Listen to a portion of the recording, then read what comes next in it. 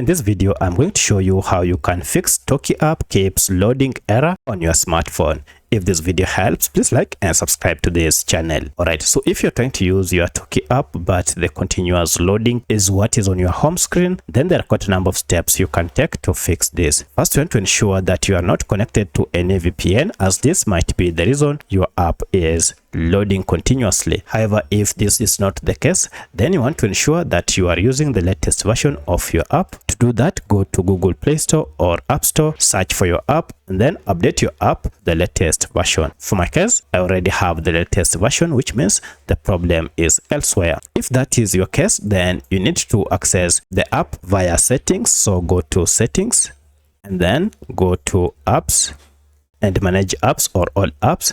This will list all the apps you have on your phone. From the list, search for your app.